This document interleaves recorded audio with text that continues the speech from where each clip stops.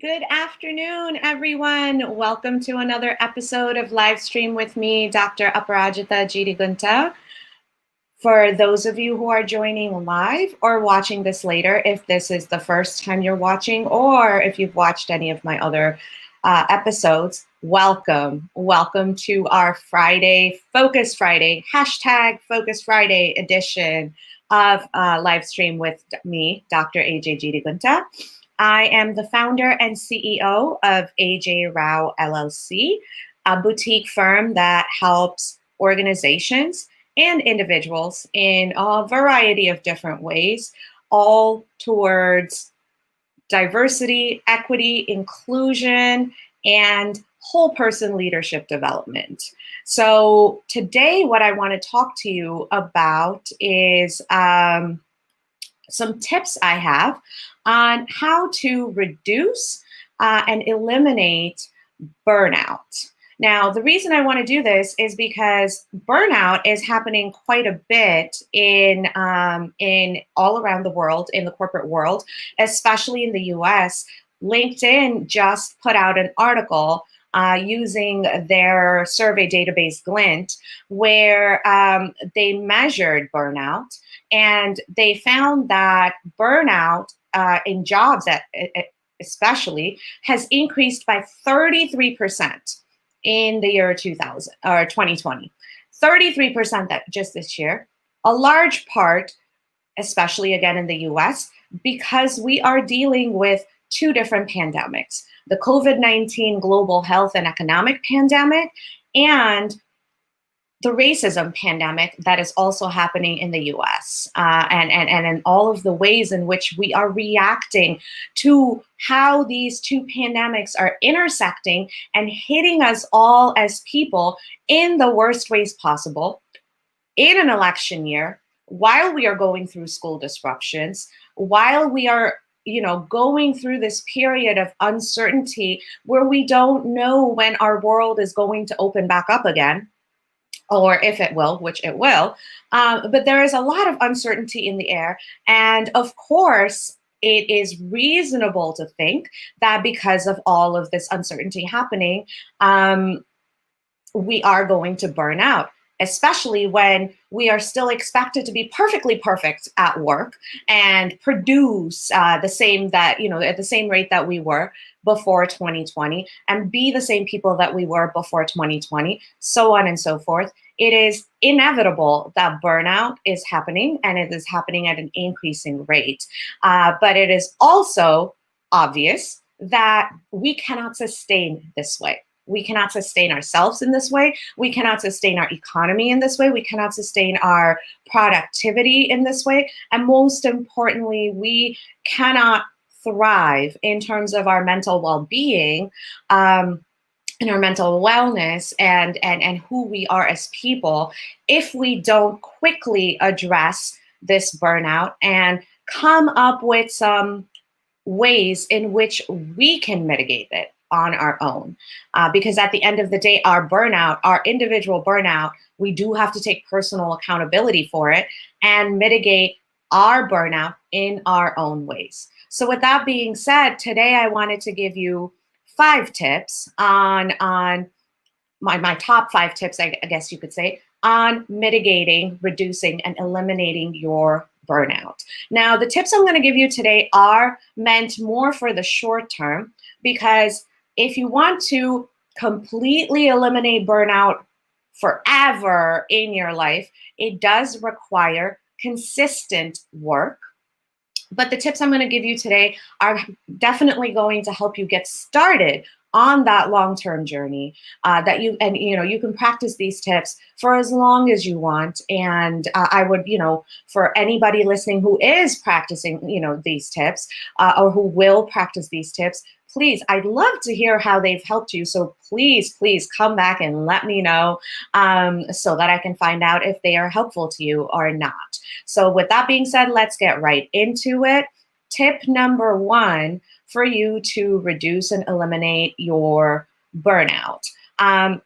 This falls in the self-care category, but most often when we think of self-care, we think of physical exercise and eating right. Or we think of meditation or yoga and those types of things, or energy balance, energy healing. All of those fall under self-care too. One critical piece of self-care that most of us get complacent about and say, we often use the excuse that we're too busy to incorporate it into our schedules, but it is a critical part. It is step one of you mitigating your burnout is mindset work.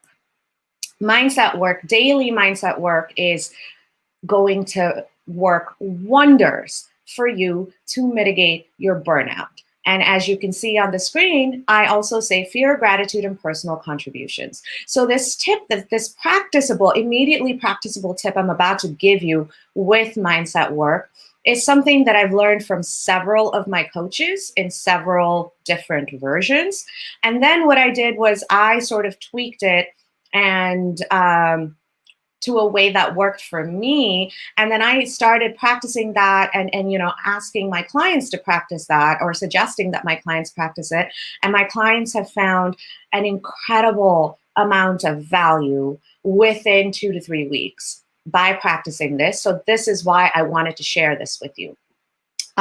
So the process that I got from other coaches is fear and gratitude work. So several of my coaches have taught me to practice fear and gratitude. What that essentially means is that when you wake up, the first thing you do is you actually write down all of your fears that you have that are coming up in your waking moments, all of that fatigue, all of that fear, all of that uncertainty. Write it down, put it on paper. This is not a case where putting it on paper is going to make it real. What you're actually doing is purging all of your fears out of your mind, because that's not the only thing we're going to do with mindset here. So write and make sure you write it down. Don't just think about it. There is something about writing something down, putting pen to or pencil to paper and getting your thoughts, articulating your thoughts on paper. The neurological processes that happen in your brain are very powerful in this behavior. So make sure you write it down. So first thing you're going to do is write down your fears that come up as soon as you wake up. Spend about 5 minutes on that. As soon as you're done with that, then write down 3 things that you're grateful for. Minimum of 3 things. You can go, there is no maximum really, but a minimum of 3 things that you are grateful for in life every single day. Now, what happens there is your fear and your anxiety, again, going back to kind of the neuroscience of it, your fear and your anxiety and gratitude are mutually exclusive. Imagine like a one-lane street, so that only cars in one direction can go at once and the other cars have to stop. That is the pathway for anxiety, fear, and gratitude on the other end. So what you're doing is you're turning the light on to let all of the fear and anxiety out, and then you're putting the red light on that, and then you're turning the green light on gratitude, so that you are the neurological processes that happen because of gratitude, the feelings of wellness that come because of gratitude. That's what you start your day with, right? So do your fear first for 5 minutes, and then gratitude for 5 minutes. Then at the end of the day, you do your personal contributions. What do I mean by that? This is the piece that I sort of tweaked, and I love it. It works wonders for me, and it has worked wonders for all of my clients. At the end of the day, what you do is you write down, again, a minimum of 3 things that happened because of your presence or contributions. 3 things that were, that happened that day because you were there or because you participated. because, and three things that you're grateful for that happened that day, rather. That happened because you were there or because you participated in it. Because this shows you how your participation or your presence gets things done. Over time, it gives you a sense of accomplishment and a sense of confidence in your daily actions. So when you start off your day with this fear and, with this mindset work of fear and gratitude, it sets you up for the rest of the day by putting you into a true growth mindset. And a true growth mindset is one where you realize everything is not always going to be roses and puppies and pearls and diamonds. Things are going to go wrong. Things are going to go bad. And that's okay because you can handle it, because you still have things in life that you are grateful for, and you still have things in life that you can contribute to that make your day and somebody else's day just a little bit better, right? Now, your fears can be the same thing every single day. Your gratitude can be the same thing every single day.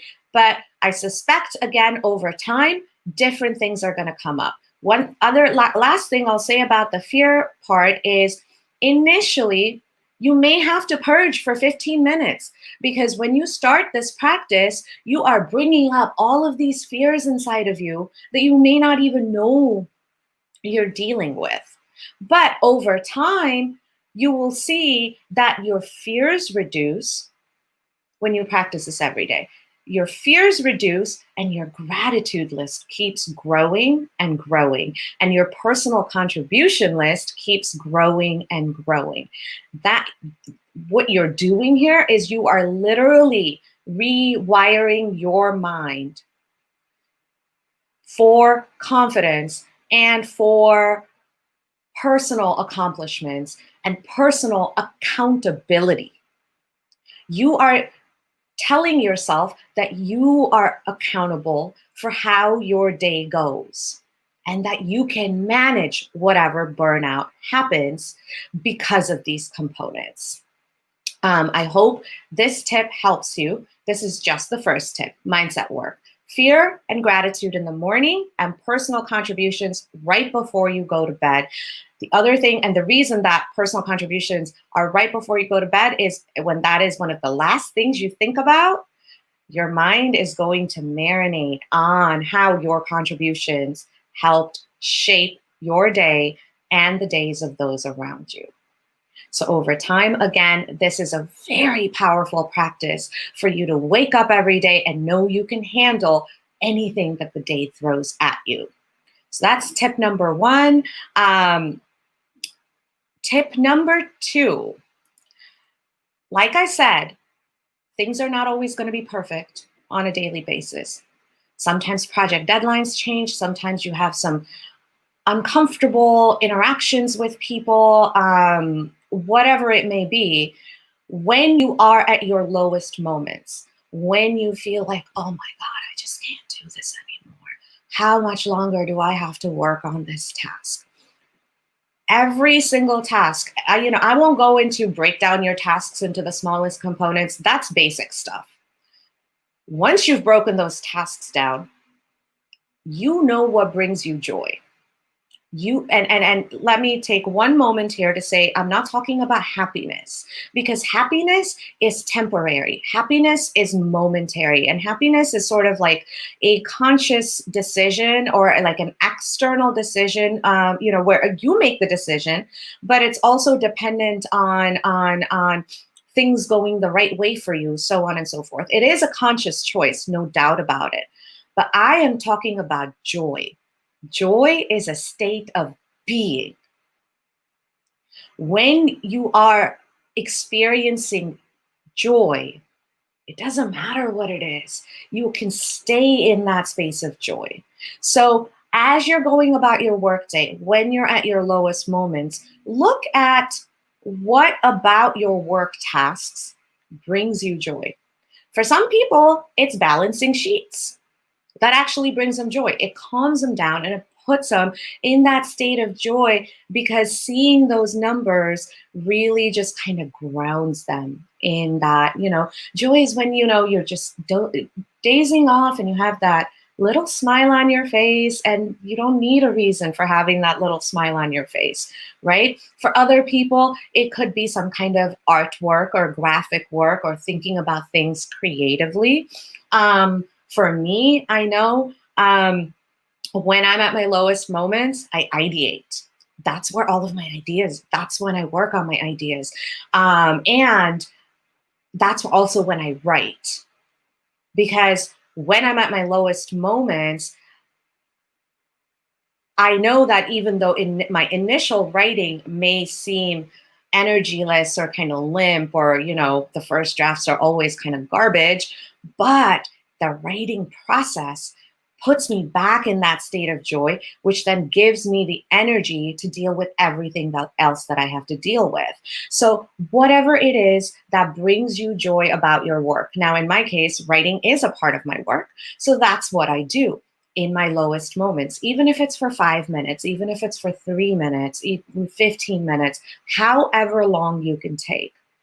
Take that time to work on those tasks that give you joy.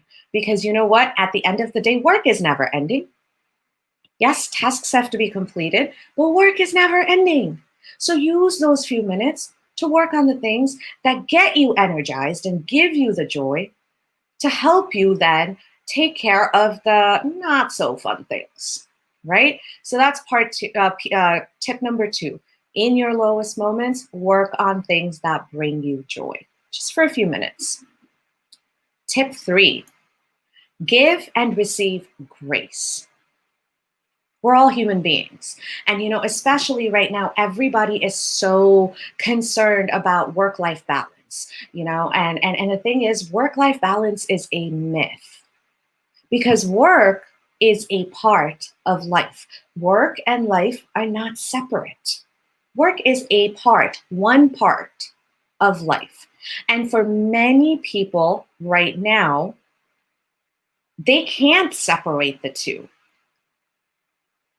because their livelihood is, the sustainability of their life is dependent on work. So to all of these articles and journals and blog posts that say establish work-life balance, that is literally not possible for many people right now, because of the nature of life that we are in.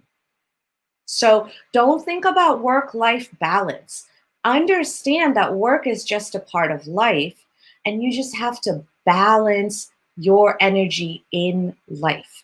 And to do that, you need to give yourself grace. And you need to accept grace from other people, because we are all human beings. We are all imperfect. And we are all going to make mistakes.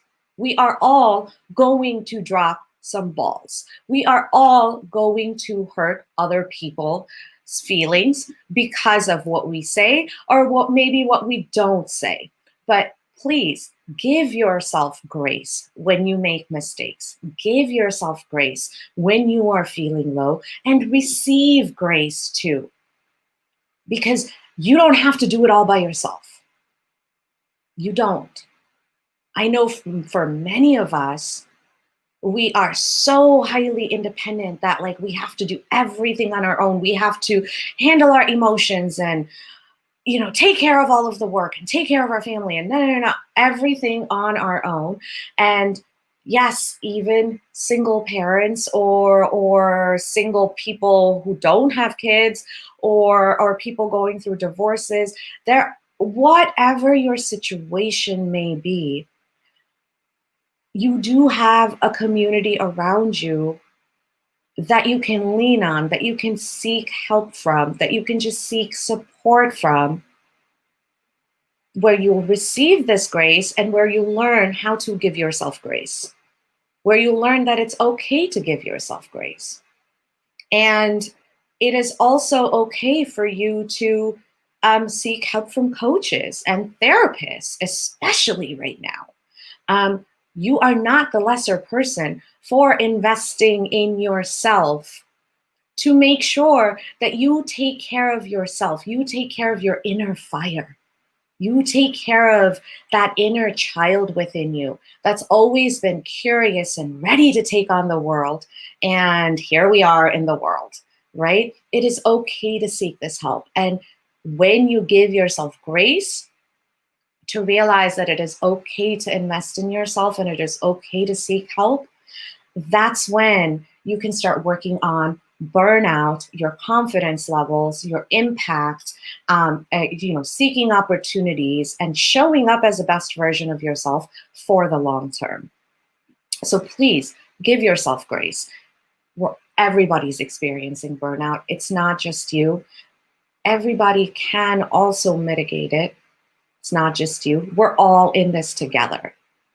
There's a lot of grace in that.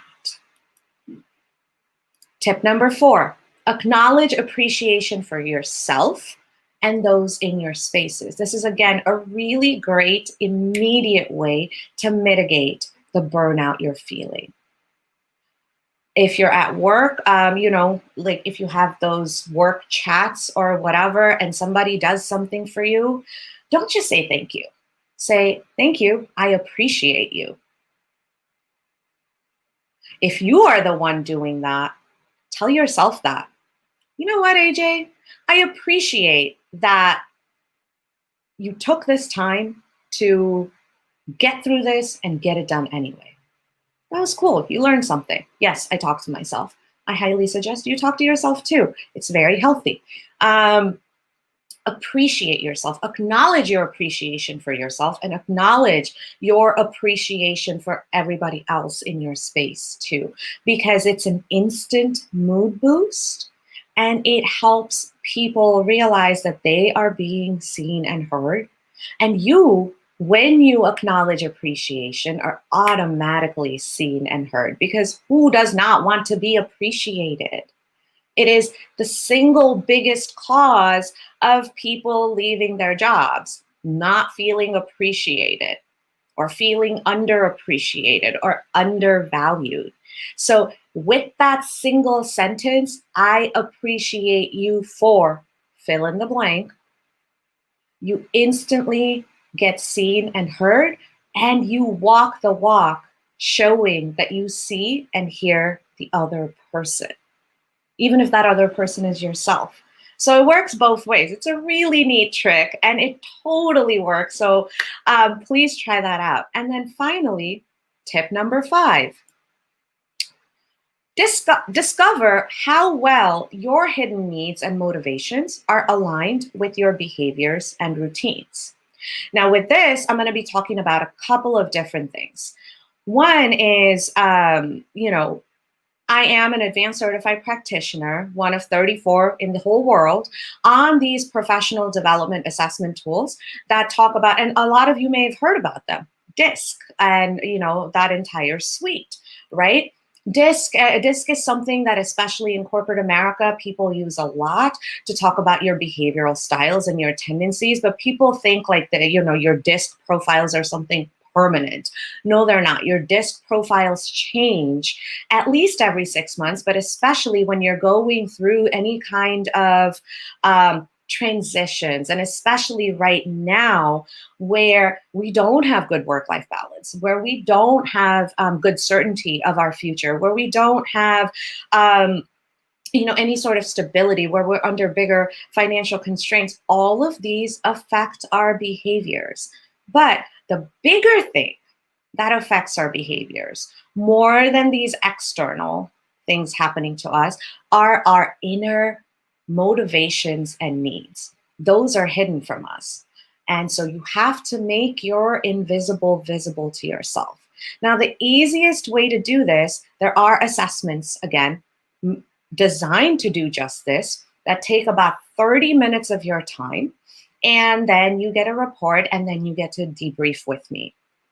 And in that debriefing, we go over your energy, where your energy is getting drained, what are your hidden needs and wants. those are two different things, right? Needs and wants, because needs then compel you to act in a certain way.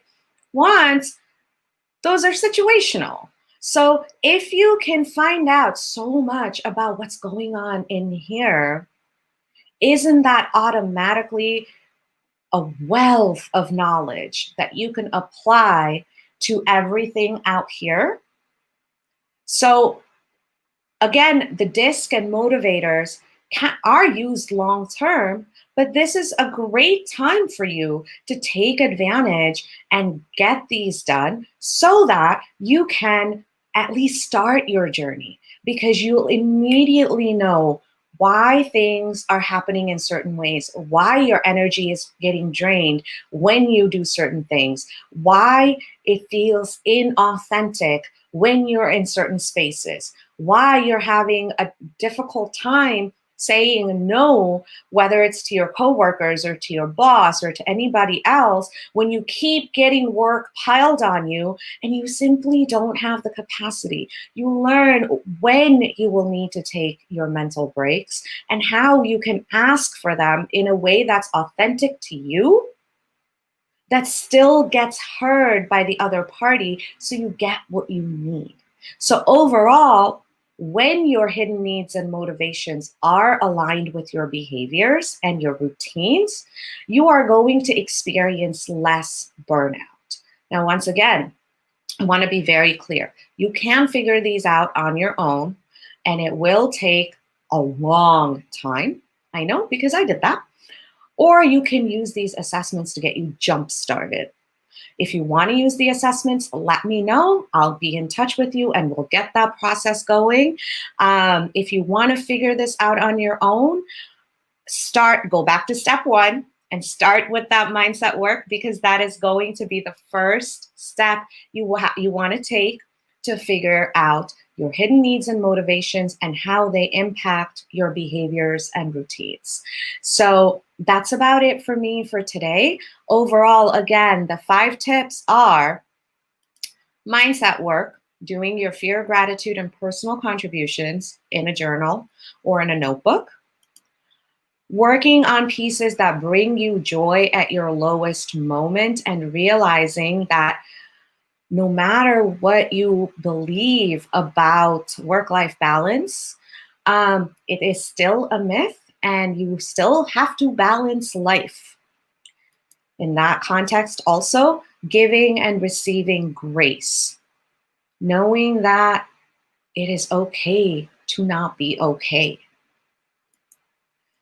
Acknowledging appreciation for yourself and those in your spaces. And finally, discovering how well your hidden needs and motivations are aligned with your external behaviors and routines, because the more aligned you are, the less burned out you'll be. Or if you do experience a severe burnout, the more you will be able to immediately mitigate it and take care of it and get back to the things that help you thrive. That's it for me. I will be back on Monday again. I hope this was helpful. I'd love to hear your thoughts in the comments. Bye.